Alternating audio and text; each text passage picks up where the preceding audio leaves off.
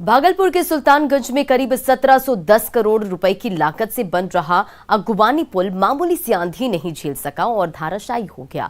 इस हादसे की वजह से जानमाल को तो नुकसान नहीं हुआ, लेकिन सरकारी खजाने को करोड़ों रुपए का नुकसान हुआ है। ऐसे में बड़ा सवाल यही है कि क्या ये पुल भ्रष्टाचार की भेंट पर चढ़ गया।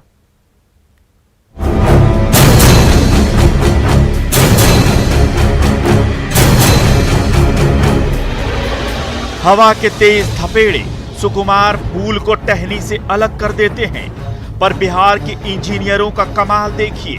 यहाँ फूल जैसा सुकुमार पुल भी खड़ा कर दिया जाता है, इतना सुकुमार कि वो पुल हवा के तेज थपेड़े भी नहीं सह सकता। भागलपुर के सुल्तानगंज में 1710 करोड़ की लागत से बन रहा ये पुल मामूली सी आंधी भी नहीं झेल सका और धराशायी हो गया।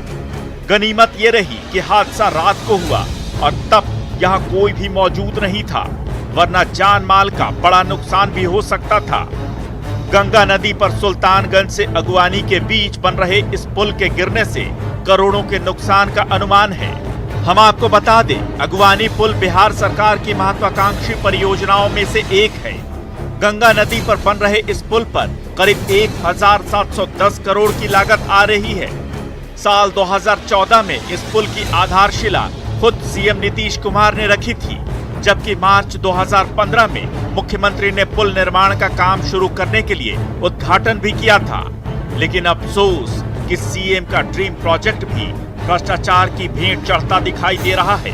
तुमने भी देखा, पूरा पब्लिक देख रहे हैं कि 5 नंबर पिलर के दोनों बगल 18 जो स्लैब गिर गया है। अब तुम देखो, लगता है कि मिट्टी से ढाल दिया है इसको। हमने खबर कर दिया सीएम साहब को और डीएम साहब को भी खबर हो गया, वो भी अपना प्रक्रिया कर रहे हैं। हम लोग भी सरकारी प्रक्रिया करावेंगे, सीएम साहब से बात होगी, इसका उच्च स्तरीय जांच करावेंगे और किसी को जो दोषी होगा उसको बचने नहीं देंगे। कारण ये सीएम साहब का सुल्तानगंज का ड्रीम प्रोजेक्ट है।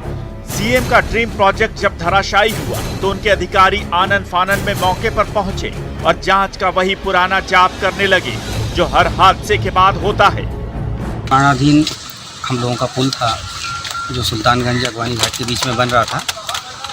इसमें कल रात लगभग आज प्रातः सुबह 4 बजे कुछ स्पैन जो पाइलोन के ऊपर लगाए गए थे, वो स्पैन जो है ध्वस्त हुए और नीचे गिरे। तो इसके लिए क्या कारण रहे जिम्मेदार, हम लोगों ने एक उच्च स्तरीय तकनीकी जांच दल का गठन किया है, जिसमें एक प्रोफेसर NIT पटना से यहां पहुंच चुके हैं। इस पुल को बनाने का काम SK सिंगला कंपनी कर रही है। ये वही कंपनी है जो 4 साल पहले भी कोसी नदी पर पुल निर्माण का काम कर रही थी और वहां भी इसी तरह से स्लैब गिर गया था। सवाल ये है कि दोबारा उसी कंपनी पर इतनी मेहरबानी क्यों दिखाई गई। अगवानी पुल के ध्वस्त होते ही कंपनी की कार्यशैली सवालों के घेरे में है। लेकिन मौके पर पहुंचे सांसद इस हादसे को किस नजर से देखते हैं, ये भी सुन लीजिए।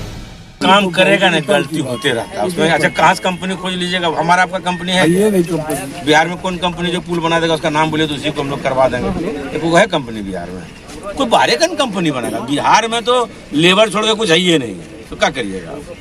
जांच इसके सर, जांच होना तो जांच तो एकदम होगा, नहीं होना कहाँ सवाल है। जांच होगा और जो दोषी होंगे उस पर कार्रवाई भी होगी। माननीय सांसद कहते हैं कि बिहार में लेबर छोड़कर कुछ है ही नहीं। इसका मतलब तो यही है कि जो कंपनी राज्य में काम कर रही है उसे स्वीकार कीजिए, भले ही उसके काम की गुणवत्ता कितनी भी गिरी हुई क्यों न हो। बहरहाल स्थिति ये है कि करोड़ों की लागत से तैयार हो रहा ये पुल अब ध्वस्त होकर जांच के नए जंजाल में घिर गया है और स्थानीय लोगों के पास सिवाय मायूसी और हैरानी के कुछ भी नहीं। न्यूज़ 18 के लिए भागलपुर से आशीष की रिपोर्ट।